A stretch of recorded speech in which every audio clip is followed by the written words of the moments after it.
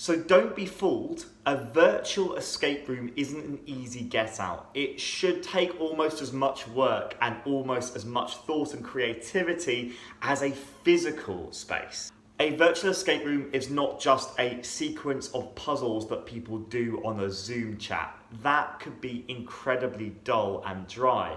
Now, there is a lot of digital fatigue at the moment. People are using virtual stuff. People are doing events and activities online more than ever before, partly because of the COVID pandemic.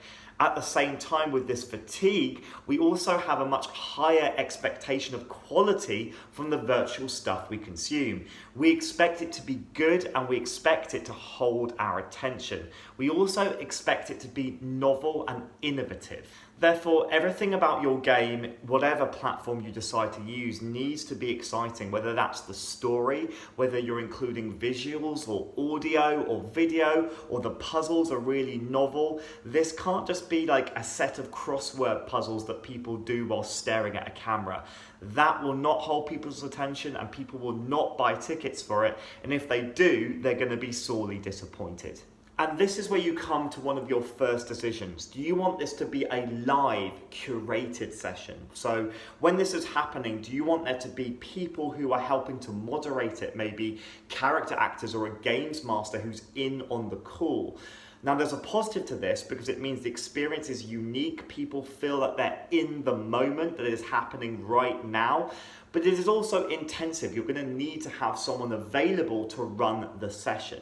The alternative is creating a self-guided experience. Now, the positive to this is that you don't need as much resource, so you don't need someone to run the session. The downside is it could be a little bit stale.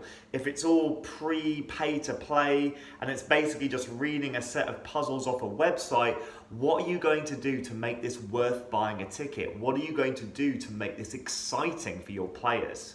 Now, the meat of your game is going to be your puzzles, so you want to make sure they are really cool and innovative. Now, this is a whole art form in itself, and there are loads of resources I'll try and put below to help inspire you. Personally, I like to be inspired by the films I watch, the books I read, and the video games I play. So I draw from The Legend of Zelda and Indiana Jones and Agatha Christie when I'm coming up with really fun, fiendish puzzles. But please remember, whatever you put into your puzzles, all your players should have everything they need in front of them. You should not presume any prior knowledge. This is not an IQ test. You're not testing someone's GCSE knowledge about the Tudors. It's got to be fun, and you can't expect that people come in with a certain level of understanding.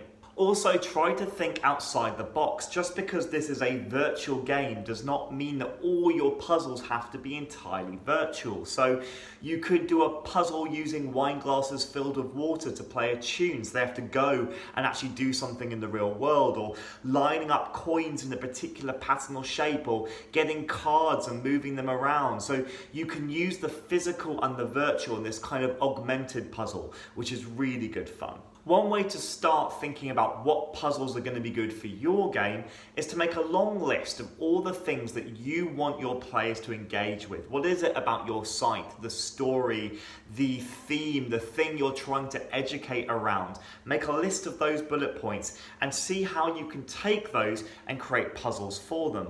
But please remember, learning second, fun always comes first. All right, let's imagine that you've come up with a good platform for running this virtual escape room and you've got some great ideas for puzzles. What's missing? Well, you need an overarching narrative. A lot of this is going to fixate over what happens if people fail. That's the unique thing about an escape room. If after an hour or half hour, however long your game lasts, these people do not succeed, what's going to happen? Is the art thief going to get away with the painting? Is the world going to be taken over by aliens? Is the bomb going to go off? What is the implications of people not succeeding? So this is where you come to another decision. How difficult do you want to make your game? Now, challenging is fun. You don't want to make it too easy. At the same time, too difficult and it just becomes frustrating. I would say for most games, you want the majority of people to be able to win, although they do need to put the effort in.